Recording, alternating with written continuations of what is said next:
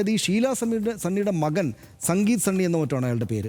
അയാളും ഇപ്പോൾ ഇതിൽ പ്രതിയാകാൻ പോകുന്നത്. ഈ മകൻ്റെ ഭാര്യയാണ് ലിൽജ എന്നാണ് ഈ മകൻ്റെ ഭാര്യയുടെ പേര്. ഈ ലിൽജയുടെ അനിയത്തിയാണ് ലിവിയ വളരെ ചെറിയ പ്രായത്തിൽ തന്നെ ബാംഗ്ലൂർ പോയതാണ്. അവിടെ ഈ മോഡലിംഗ് പരിപാടികളൊക്കെ ആയിട്ട് നിൽക്കുന്നതാണെന്നാണ് പറയുന്നത്. ഇത് പൂർണ്ണമായിട്ട് സ്ഥിരീകരിക്കാവുന്ന കഥയല്ല. ഈ ലിവിയയുടെ സുഹൃത്താണ് അത്രയും നാരായണദാസ്.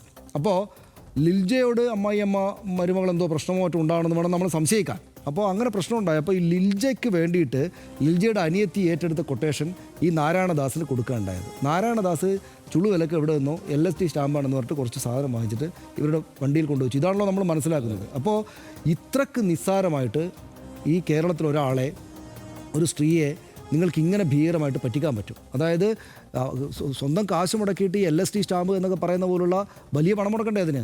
ആ കാര്യം പോലും വേണ്ട. അതുപോലുള്ള ഒരു വ്യാജ സാധനം വാങ്ങിയിട്ട് വെച്ചാൽ മതി എന്നാണ് തെളിയിക്കുന്നത്. പക്ഷേ അപ്പോഴും എൻ്റെ സംശയം, ഞാനത് വ്യാജനാണ് എന്ന് എന്ത് സ്ഥിരീകരണമുള്ളത് നമുക്കറിയില്ല. ഇപ്പോൾ പൂർണ്ണമായിട്ട് ഈ വിവരങ്ങളൊന്നും വന്നിട്ടില്ല. പരിശോധനാ ഫലത്തിൽ ഇങ്ങനെയാണെന്ന് ഇവരെല്ലാം പറയുന്നു. ഞാൻ പറയുന്ന ഈ കേസിൻ്റെ പൂർണ്ണമായിട്ടുള്ള വിവരങ്ങൾ വന്നാൽ മാത്രമേ അക്കാര്യത്തിൽ കൺഫേം ചെയ്യാൻ പറ്റൂ.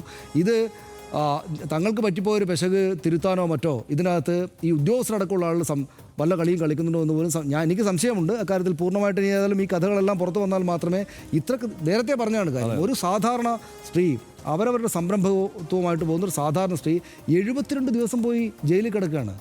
അതും ഈ നമ്മുടെ നാട്ടിൽ ഈ മയക്കുമരുന്ന് ഉപയോഗിക്കുന്ന ആളുകളെന്ന് വെച്ചാൽ ഇപ്പോൾ വലിയ അങ്ങേയറ്റം എതിർക്കപ്പെടേണ്ടുന്ന ആളായിട്ട് കണക്കാക്കപ്പെടുമ്പോൾ ഒരു സ്ത്രീ തൃശ്ശൂർ നഗരത്തിൽ ഈ ബ്യൂട്ടി പാർലറൊക്കെ നടത്തിക്കൊണ്ടിരുന്ന സാധാരണ സ്ത്രീ എത്രമാത്രം വലിയ കഠിനമായിട്ടുള്ള വ്യഥകളിലൂടെയായിരിക്കും കടന്നുപോയിട്ടുണ്ടാവുക. അപ്പോൾ ഇത് ഈ വസ്തുത പുറത്തു വന്നില്ലായിരുന്നെങ്കിൽ അവരെങ്ങനെ ജീവിതത്തിന് ഔട്ടായി പോയേനെ അല്ലേ?